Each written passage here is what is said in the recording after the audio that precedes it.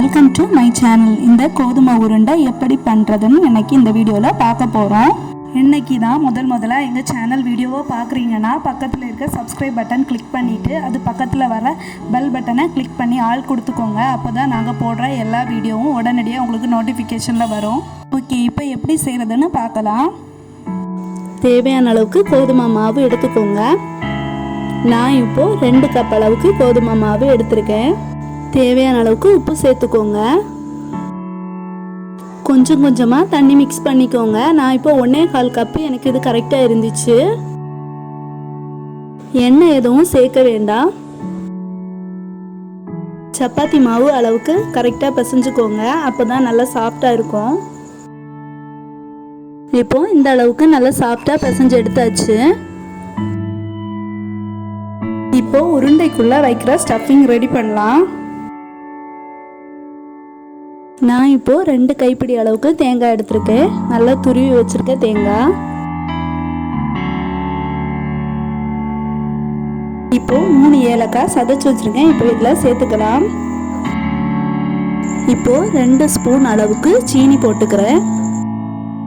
இப்போ 2 ஸ்பூன் சீனியே கரெக்டாக இருக்கும். ஏன்னா இந்த தேங்காயிலே ஏற்கனவே இனிப்பு இருக்கும், அதனால எக்ஸ்ட்ரா போட வேண்டாம். இப்போ இதை நல்லா மிக்ஸ் பண்ணி விட்டுக்கோங்க. இப்போ இது ரெடி ஆயிடுச்சு. உருண்டை செய்கிறதுக்கு முன்னாடி ஆவியில் வேக வைக்கிறதுக்கு இட்லி குட்டோத்தை ஸ்டவ்வில் வச்சு ஸ்டவ் ஆன் பண்ணிக்கோங்க. நான் இப்போ 3 கப்பு தண்ணி ஊற்றிக்கிறேன்.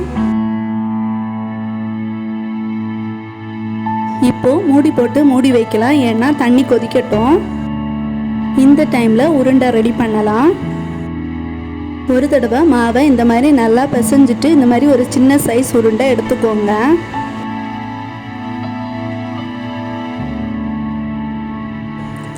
இதை இந்த மாதிரி வச்சு நல்லா ப்ரெஸ் பண்ணி இது பண்ணிக்கோங்க.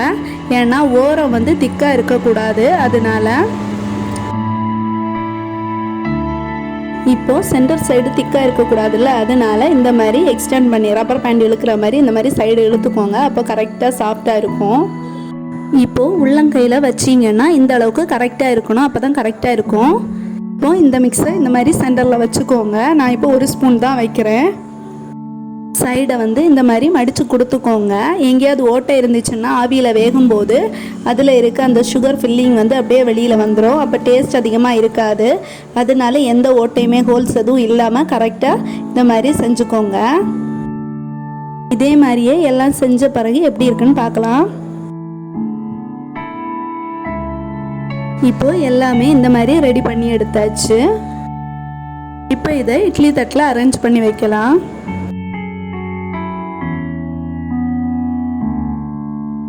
இப்போ எல்லாத்தையும் இந்த மாதிரி அரேஞ்ச் பண்ணியாச்சு. இப்போ இதை இட்லி குட்டத்துக்குள்ளே வைக்கலாம். இப்போ தண்ணி நல்லா கொதிச்சுட்டு இருக்கு. இட்லி குட்டத்தை ஓப்பன் பண்ணி பார்க்கலாம். இப்போ இட்லி தட்டை எடுத்து இட்லி குட்டத்துக்குள்ளே வைக்கலாம். இட்லி குட்டத்தை மூடி வைக்கலாம். இப்போ 15 மினிட்ஸ் ஆயிடுச்சு. ஓப்பன் பண்ணி பார்க்கலாம்.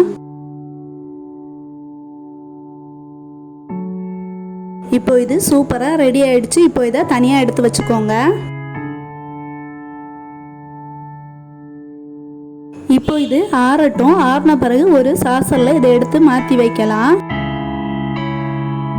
உங்களுக்கு இந்த வீடியோ பிடிச்சிருந்தனா லைக் பண்ணுங்கள், ஷேர் பண்ணுங்கள், சப்ஸ்கிரைப் பண்ணாதவங்க சப்ஸ்கிரைப் பண்ணுங்கள். இந்த ஹெல்த்தியான ஸ்நாக்ஸை வீட்டில் செஞ்சு ட்ரை பண்ணி பாருங்கள். Thank you friends.